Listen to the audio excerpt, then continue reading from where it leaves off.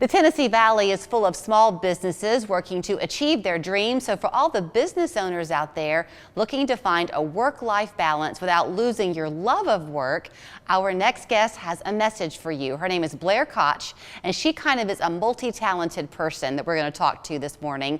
So she has she was the founder of something called Biz Life Happiness. She also has a new speech out there that she calls the CEO of Life. So I think that she's with us this morning, and we're going to talk a little bit about what it's like to, as she says, work yourself out of a job. Good to see you this morning.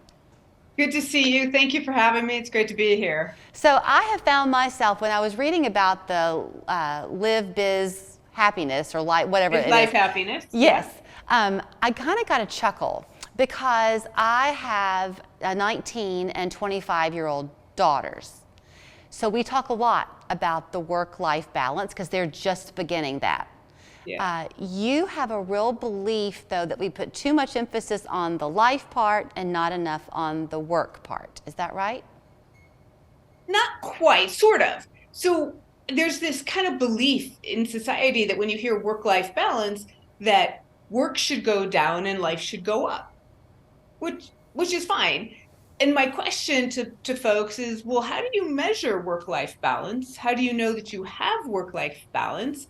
And in fact, there are times in our life when you're going to work more. Mm-hmm. Just kind of happens, right? And then there's times you get to play more and live more. And the spirit behind it is to live joyfully, live responsibly, and live intentionally. But so many people, particularly business owners, strive to be like, I have to have work-life balance. And particularly as an owner, it's extremely difficult to do that. And so it's knowing and understanding that when I'm working, I am all in, and I'm working and I'm living my dream and joyful. And yes, it's really chaotic. And there's some things I'm not doing that I want to do, but I'm okay with that for now because I know that there's going to come this time when it evens out and I'm going to play more. But there will definitely be those times where things are pretty intense and you might be heavier on the work side. And vice versa, you could have times where you're playing and living more, so to speak, recreating more, and you don't have to work as much. Kind of like that phrase that you can have it all, just not at the same time. Yes, it's a lovely way of saying it.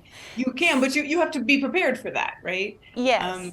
Yeah. So you were trying to tell me, and I thought, let's just wait until we're on air together, about a speech you've done, because you travel and you speak to people, and you call it the CEO of Life. What does that mean?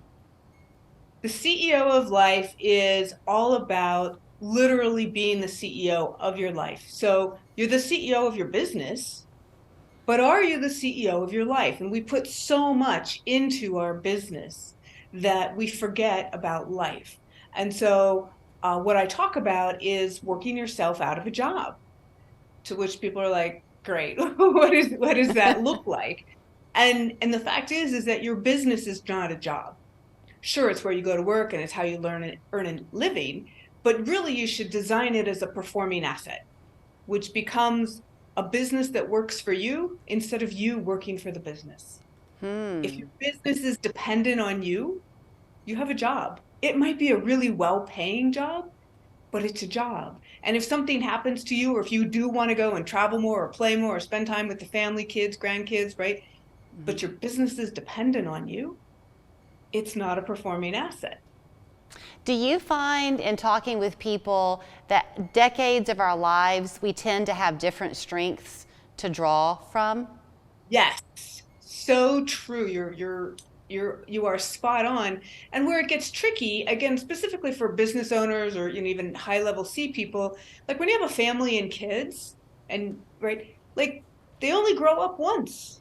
Like it's not like you can say, well, I'm starting my business now and I'm all in on my business. I'll catch up with you guys later. Right. Not healthy for Right. you or for the kid, right? That's not how we want. And there is times when you're going to work really hard and you're not going to be there. Right. But there's also those times where you're like figuring it out and like, this is my life vision. It's my roadmap. And I'm going to build this company so that it can work just fine without me. I can still work.